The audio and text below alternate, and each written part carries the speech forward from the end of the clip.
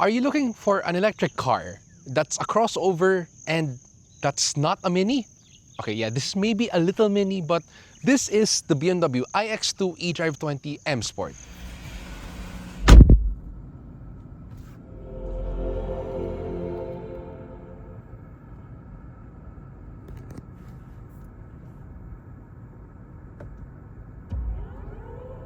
So if you didn't know, BMW Philippines offers two subcompact crossover electric offerings. So you have the more practical iX1 and then you have this, the style-oriented BMW iX2 that retails for 4,290,000 pesos.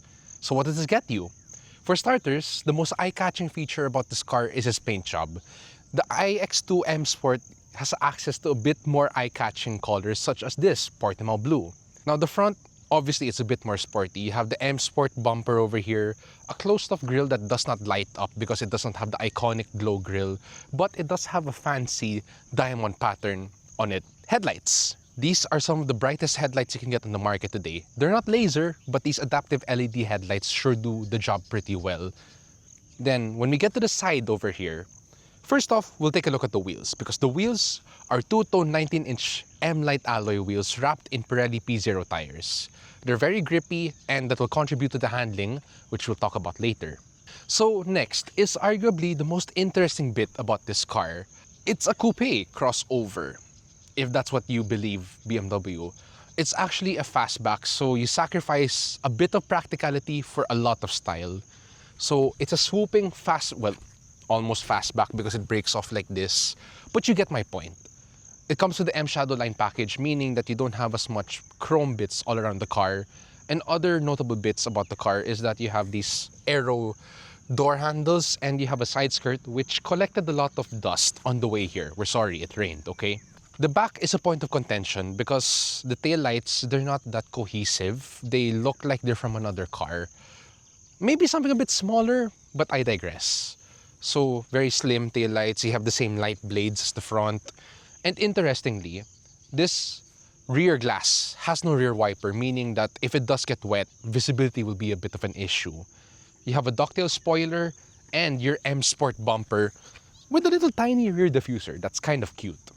Now, the most interesting bit about this thing is how you open the trunk. Because if you haven't been in other X2s before, reach underneath here and you're just gonna get your hands dirty. What you want to do is to see the BMW logo here. You press this and the trunk opens up, just like previous X2s. Now, this reveals a slightly less practical cargo bay because of the sloping roof, especially considering that you have a rigid load cover. You're gonna have to get rid of this if you're gonna load taller stuff.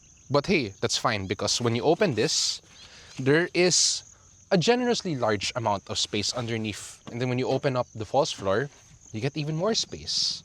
Surprisingly, because this is a front-wheel drive electric car. And the electric motor is at the front. But let's talk about the car's interior next because it's one of the nicest bits about this car. If you've been in any other previous lower-class BMW crossovers such as the X1 and X2, you know that their interiors have been slightly underwhelming. So this one takes it up a notch. You have a very nice design with very good materials. They're on point. You have a leather dashboard that transitions very nicely to an Alcantara lower part, blue contrast stitching to split the difference. Same extends to the door cards, so leather, Alcantara, and then it actually hides the nice metal accents over here. Aluminum trim, which is real, gets cold to the touch, gets hot to the touch also.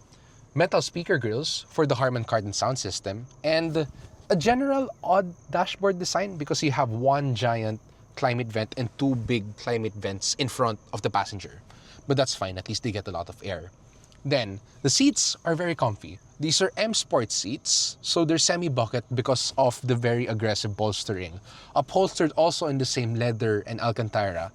Plus, hey, seat extensions because it is a BMW after all.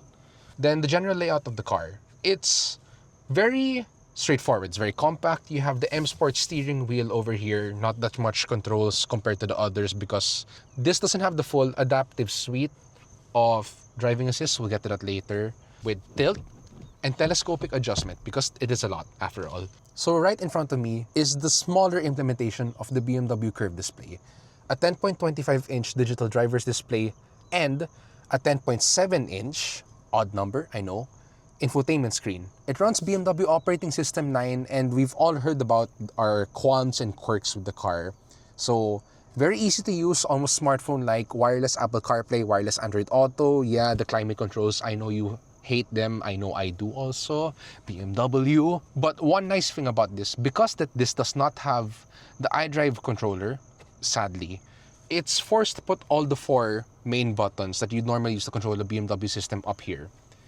Believe it or not, it's very intuitive to use because it's like a smartphone. If you've ever used an Android phone, you know that there are buttons on the bottom, and this is very similar. So, what does that leave you here in the center console? In terms of controls, not much.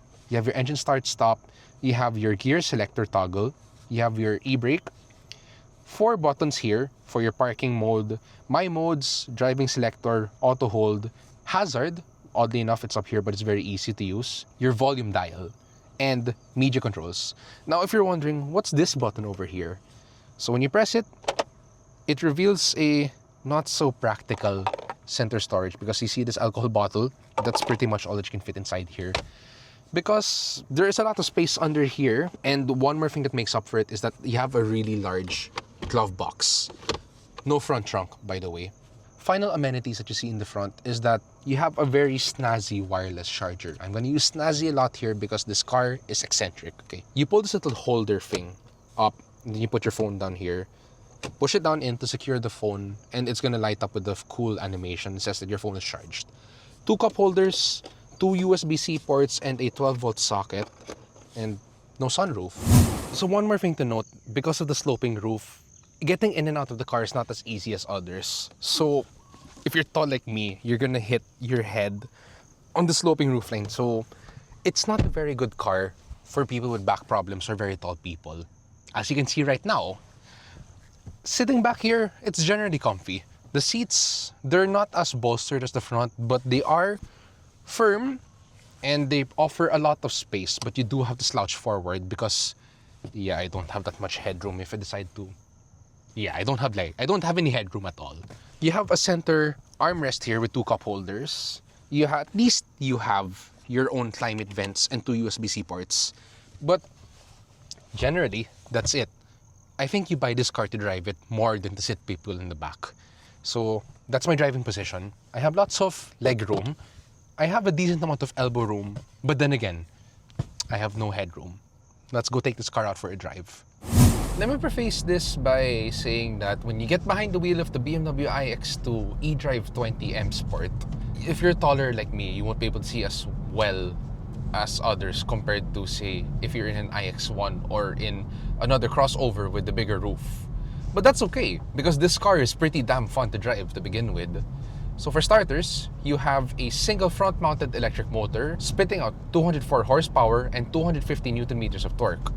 It's mated to a 64.8 kilowatt-hour lithium-ion battery, meaning the range goes up to 478 kilometers, but realistically, expect a little less because, after all, electric car range depends on your driving conditions.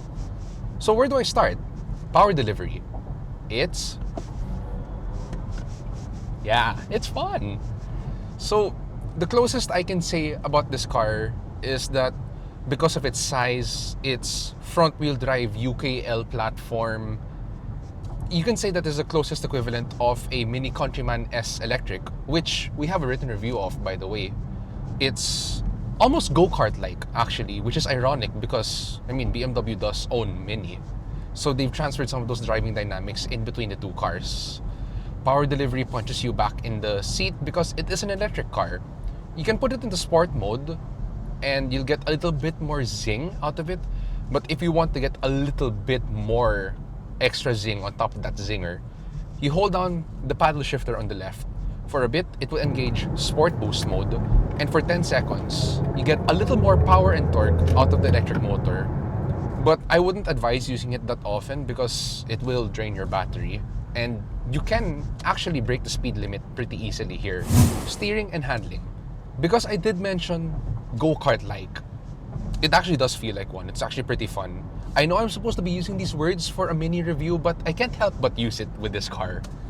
So the car's size wraps around you. It's fun, it's easy to drive within the city, and when you're in expressways or in the back roads, you don't feel like you're lugging a big car around. Because of the car's batteries near the ground, body roll is controlled.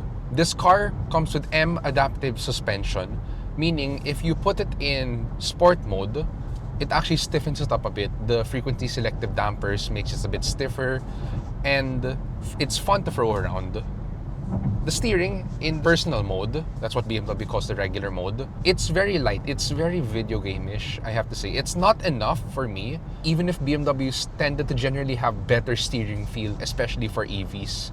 This one feels a little bit too over-assisted. It's very communicative, it's very chatty, you can feel the road under you, it's concise. Like when you point it in a turn, you can tell the car will turn that way. But when you put it in sport mode again, like I mentioned, the steering stiffens up a bit, making it a little bit more weighted, but it's still a bit too light for me. I did mention that this car has M adaptive dampers, and I mean, it's still a crossover, so it's a very comfortable ride. This may come with 19-inch wheels and slightly lower profile tires compared to the iX1, but it soaks up bumps and undulations pretty well. The suspension is confident, it's slightly on the firm side, but still comfortable, not crashy, well controlled. What can you expect? It's a BMW after all. And then we're gonna have to talk about the braking, because BMW always gets EV braking right. So you have 4 different brake modes. You have low, medium, high, and that controls the brake regeneration. So you can almost do one pedal driving. If you set it to high, just remember you have to stop the car yourself.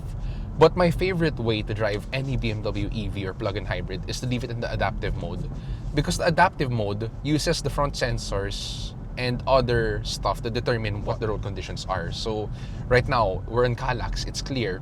The car will coast normally like a regular car, but the moment a car goes in front, or maybe the road starts going a bit downhill, the car will slow down. And if a car in front of you goes to a full stop, the car will slow down a lot. So it's very easy, very over-assisted sometimes, especially if you're driving a sportier M Sport car, but it makes life a lot easier. If I'm gonna talk about how the NVH performance is, I mean, you're not really gonna expect much. You are in A, an electric car, B, a BMW. So that means it's very quiet. Right now, we are cruising along Calax again, like I mentioned, and it's very quiet. The only noise that you will hear is a slightly audible tone coming from the tires. And wind noise is actually not a problem here, thanks to the coupe-like silhouette of the car. Now, when we get to ADAS, it's a bit of a mixed bag compared to, say, the X3 PHEV that we reviewed recently. What do I mean by that? The equipment list is good enough. You have your typical kit, which is like blind spot monitoring with rear cross traffic alert. You have lane departure, lane keeping assist, driver attention monitoring, stuff like that. But when you want to use the cruise control is not adaptive. You only have 2 modes. You turn it on, and it's either a speed limiter or regular cruise control. BMW says it has brake support, but I mean, get up close to a car and the car won't slow down. It will probably brake if you get too close to the car, just for safety. Finally, let's get to the range. BMW says that you can get up to 478 kilometers for this car, like I mentioned earlier. Realistically, you won't be able to get out the max of that because real-world conditions will change drastically. But within the city, it's very efficient. I managed to use about 10% of the battery just from 2 days of city driving, especially since that was payday Friday and there were sales all around the metro. Right now, we've driven to Calax and we're currently going there, coming from Makati. Right now, our battery is sitting at 57%, down from 70%. That's after about 68.8 kilometers of driving, so it's a generally good result. Plus, it is an EV after all, so you can top this up rapidly with both AC and DC charging. And with a large network of chargers around the Philippines, and that's still growing as of this video, range anxiety won't exactly be a thing, but I wouldn't push this car too far. Okay, so to conclude, when you get a BMW iX2, you know what you're getting into. Because always, the even number BMWs, the 2, the 4, the 6, they've always preferred form over function. So you get limited visibility compared to the taller SUVs. You impact practicality a bit because of the sloping roof, but hey, it's all in the name of style. So it looks good, it handles a bit better because of the lower center of gravity and everything.